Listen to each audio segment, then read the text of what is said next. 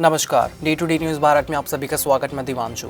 हरियाणा के हिसार से इस वक्त एक बेहद अहम और संवेदनशील खबर सामने आ रही है, जहां सतलोक आश्रम प्रमुख रामपाल की रिहाई को लेकर पूरे इलाके में हलचल तेज हो गई है। करीब 11 साल 4 महीने तक जेल में रहने के बाद अब उनकी रिहाई का रास्ता साफ हो चुका है, लेकिन अंतिम प्रक्रिया में देरी होने के कारण वो अब तक जेल से बाहर नहीं आ पाए हैं। जेल प्रशासन के मुताबिक रिहाई से जुड़ी सभी कानूनी औपचारिकताएं लगभग पूरी हो चुकी हैं, लेकिन माननीय अदालत से जारी होने वाले आधिकारिक दस्तावेज अभी तक जेल प्रशासन तक नहीं पहुंचे हैं।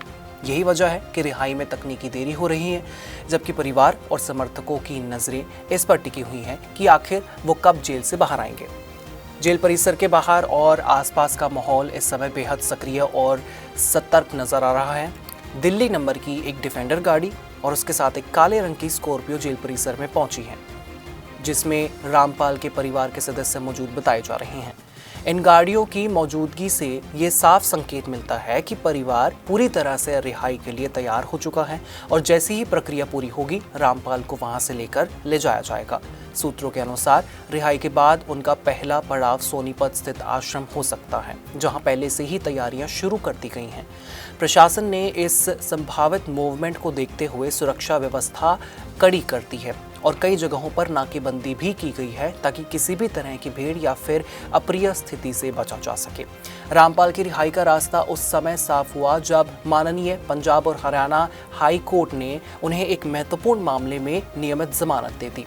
माननीय अदालत ने अपने फैसले में इस बात को प्रमुखता से माना कि आरोपी लंबे समय से जेल में बंद है और मामले की सुनवाई बेहद धीमी गति से चल रही है।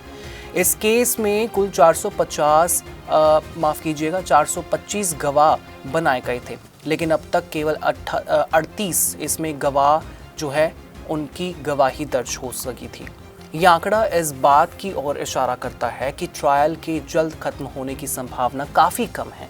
माननीय अदालत ने यह भी कहा कि जब 6 आरोपियों को पहले ही जमानत मिल चुकी है, तो ऐसे में रामपाल को भी राहत देना न्याय संगत है। सरकारी पक्ष ने माननीय अदालत में जमानत का कड़ा विरोध किया था। सरकारी वकील का कहना था कि रामपाल पर बेहद गंभीर आरोप हैं और उनकी रिहाई से कानून व्यवस्था पर असर पड़ सकता है। उन्होंने माननीय अदालत को बताया था कि गिरफ्तारी से बचने के लिए रामपाल ने अपने समर्थकों को इकट्ठा किया था, जिन्होंने पुलिस पर पथराव किया, गोलीबारी की और पेट्रोल बम तक फेंके गए थे। इस घटना में कई पुलिसकर्मियों की जो है बहुत ज़्यादा हालत ख़राब थी, कई पुलिसकर्मी घायल हुए थे और स्थिति बेहद तनावपूर्ण हो गई थी। ऐसे में सरकारी पक्ष का तर्क था कि आरोपी को जमानत देना समाज के लिए खतरा साबित हो सकता है। वहीं बचाव पक्ष ने अपनी दलीलों से इस चीज़ को नकारते हुए वो सामने आए। अपनी दलीलों में इस बात पर जोर दिया कि रामपाल पिछले 11 साल से अधिक समय से जेल में हैं और उनकी उम्र भी काफ़ी ज़्यादा अधिक हो चुकी है। बचाव पक्ष ने ये भी कहा कि इस मामले में शामिल कई से आरोपियों को पहले ही जमानत मिल चुकी है और ट्रायल की प्रक्रिया बेहद धीमी है, जिससे ये स्पष्ट है कि मामले के निपटारे में अभी लंबा समय लग सकता है। मानवाधिकारी और न्याय के सिद्धांतों का हवाला देते हुए बचाव पक्ष ने माननीय अदालत से राहत की मांग की, जिसे माननीय अदालत ने स्वीकार कर लिया।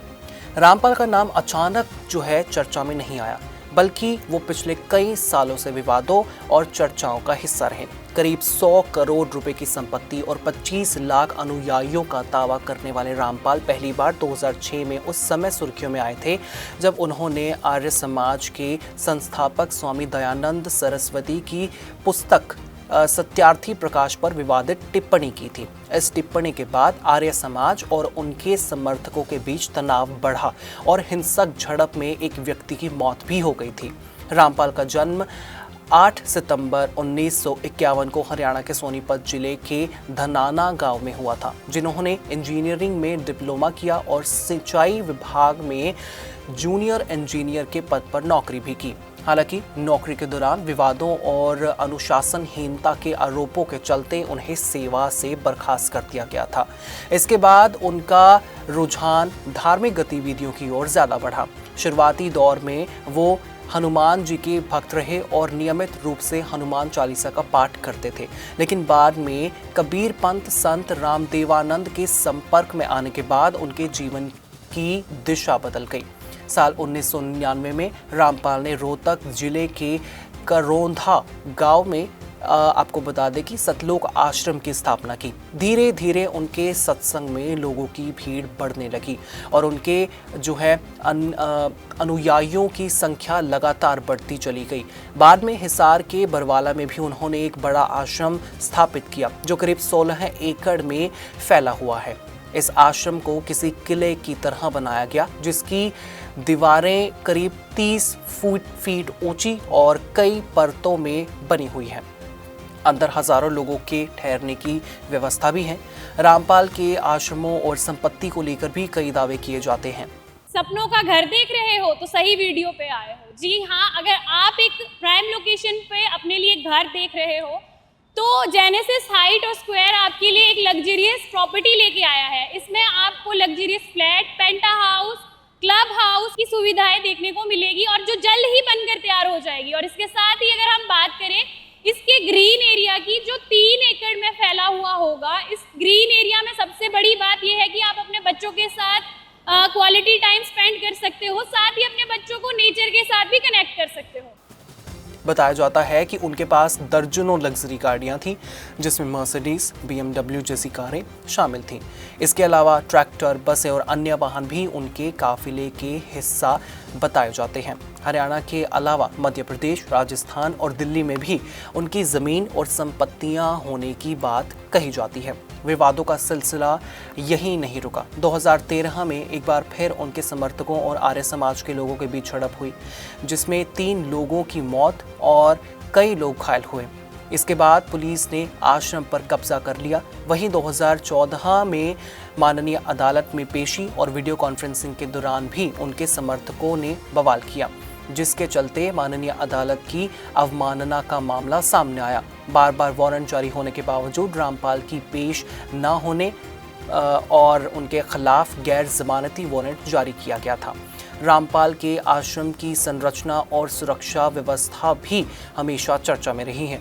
हिसार के बरवाला स्थित आश्रम को इस तरह बनाया गया था कि वो किसी किले से कम नहीं लगता। ऊंची और मोटी दीवारें, कई स्तर की सुरक्षा और अंदर हजारों समर्थकों के रहने की क्षमता, जैसा कि मैंने पहले बताया, ये सब इसे एक अलग ही रूप देता था। यही वजह रही कि जब पुलिस कार्रवाई करने पहुंची तो हालात बेहद तनावपूर्ण हो गए। इसके अलावा रामपाल सोशल मीडिया पर भी काफ़ी ज़्यादा सक्रिय रहे थे। फेसबुक, ट्विटर और अन्य प्लेटफॉर्म के जरिए वो अपने प्रवचन और विचारों को बड़े स्तर पर फैलाते रहे। एक समय ऐसा भी था जब वो अपने सत्संग के दौरान लिफ्ट के जरिए मंच पर पहुंचते थे जिसे लेकर काफ़ी चर्चा हुई। हालांकि बाद में ये व्यवस्था बंद कर दी गई और यही वो पृष्ठभूमि है जिसके बाद 2014 में हिसार के बरवाला में वो बड़ी घटना हुई। बता दें कि ये पूरा मामला साल 2014 का है जब हिसार के बरवाला स्थित सतलोक आश्रम में पुलिस और रामपाल के समर्थकों के बीच एक बार फिर हिंसक टकराव हुआ था। पुलिस रामपाल को गिरफ्तार करने के लिए आश्रम पहुंची थी लेकिन वहां हजारों समर्थकों ने घेरा बना लिया और पुलिस की कार्रवाई का विरोध किया। स्थिति इतनी ज्यादा बिगड़ गई थी कि वहां झड़प शुरू हो गई जिसमें पथराव, आपको बता दें कि आगजनी और हिंसा की कई घटनाएं सामने आई। इस टकराव के दौरान महिलाओं और बच्चों समेत 6 लोगों की मौत हो गई थी जिसने पूरे देश को झकझोर कर रख दिया था। इस घटना के बाद पुलिस ने कड़ी कार्रवाई करते हुए रामपाल को गिरफ्तार किया और उन्हें हिसार की सेंट्रल जेल में भेज दिया गया। लंबे समय तक चली सुनवाई के बाद माननीय अदालत ने उन्हें हत्या समेत कई गंभीर धाराओं में दोषी ठहराया और उम्र कैद की सजा सुनाई। इसके अलावा उन पर देशद्रोह, गैरकानूनी कैद, साजिश और अन्य कई धाराओं के तहत भी मामले दर्ज किए गए थे। समय के साथ कई मामलों में उन्हें राहत मिलती गई लेकिन कुछ मामलों के चलते उनकी रिहाई अटकी हुई थी। हाल ही में देशद्रोह से जुड़े एक मामले में जमानत मिलने और बेल बॉन्ड जमा होने के बाद उनकी रिहाई का रास्ता पूरी तरह से साफ हो गया। हालांकि माननीय अदालत ने जमानत देते समय जो है सख्त शर्तें भी लगाई हैं। उन्हें ये स्पष्ट किया गया है कि रामपाल भविष्य में किसी भी तरह की भीड़ इकट्ठा नहीं करेंगे और ना ही ऐसी गतिविधियों में शामिल होंगे जिससे कानून व्यवस्था प्रभावित हो। अगर इन शर्तों का उल्लंघन होता है तो राज्य सरकार को उनकी जमानत रद्द कराने का पूरा अधिकार होगा। इस पूरे घटनाक्रम के बीच प्रशासनिक तौर से भी पूरी तरह से अलर्ट मोड जारी है। जेल परिसर के आसपास दंगा नियंत्रण वाहन भी तैनात किए गए हैं और अतिरिक्त पुलिस बल बुलाया गया है। पुलिस और प्रशासन इस बात को लेकर सतर्क हैं कि रिहाई के बाद किसी तरह की भीड़ इकट्ठा ना हो और स्थिति नियंत्रण में बनी रहे। खास तौर पर इस बात का ध्यान रखा जा रहा है कि समर्थकों की बड़ी संख्या में मौजूदगी से जो है कोई कानून व्यवस्था की समस्या ना उत्पन्न हो। स्थानीय स्तर पर भी इस खबर को लेकर काफी ज्यादा चर्चा है। कुछ लोग इसे न्यायिक प्रक्रिया का हिस्सा मानते हैं, जहां लंबे समय तक जेल में रहने के बाद आरोपी को राहत मिलना स्वाभाविक है। वहीं कुछ लोग इस फैसले पर सवाल भी उठा रहे हैं, खासकर उस घटना को ध्यान में रखते हुए जिसमें कई लोगों की जान गई थी। ये मामला एक बार फिर इस बहस को जन्म देता है कि न्याय और सुरक्षा के बीच संतुलन कैसे बनाए रखा जाए। इस पूरी स्थिति में सबसे महत्वपूर्ण बात यह है कि रिहाई की प्रक्रिया पूरी तरह कानूनी और दस्तावेजी औपचारिकताओं पर निर्भर है। जैसे ही माननीय कोर्ट के आधिकारिक दस्तावेज जेल प्रशासन तक पहुंचेंगे, रामपाल की रिहाई संभव हो जाएगी। तब तक इंतजार जारी है। परिवार इंतजार कर रहा है, समर्थक इंतजार कर रहे हैं और प्रशासन पूरी तैयारी के साथ स्थिति पर नजर बनाए हुए है। आने वाले कुछ घंटे इस पूरे मामले में बेहद अहम साबित हो सकते हैं। ये देखना दिलचस्प होगा कि रिहाई के बाद स्थिति किस दिशा में जाती है और क्या प्रशासन इसे शांतिपूर्ण तरीके से संभाल पाता है। फिलहाल पूरे हरियाणा और खास तौर पर हिसार में इस खबर को लेकर माहौल गर्म है और सभी की नजरें एक ही सवाल पर टिकी हुई हैं, रामपाल आखिर कब जेल से बाहर आएंगे। आपका इस बारे में क्या कुछ कहना होगा, आप हमें कमेंट सेक्शन में ज़रूर बता सकते हैं। Day to Day News Bharat आपके साथ हमेशा वादा करता है निष्पक्षता, सटीकता और आपको हर एक इन्फॉर्मेशन इसी तरह से पहुंचाता रहेगा। Day to Day News Bharat का कोई भी पत्रकार न किसी से कोई तोहफा लेगा, न कोई विज्ञापन, नहीं करेगा किसी को ब्लैकमेल। और हम हमेशा एक कोशिश करेंगे कि हम दबे कुचले लोगों की आवाज़ बने और ऐसे किसी भी व्यक्ति की खबर न चलाएं जो कि भोले वाले लोगों को ठगता हो, उन्हें परेशान करता हो। इसके साथ हमारे चैनल का मकसद होगा लोकतंत्र के चौथे स्तंभ को लोगों की नजरों में फिर से मजबूत करना। मुझे दीजिए इजाज़त और हमें हर किसी सोशल मीडिया प्लेटफॉर्म पर लाइक, शेयर और सब्सक्राइब करना बिल्कुल भी मत भूलिएगा।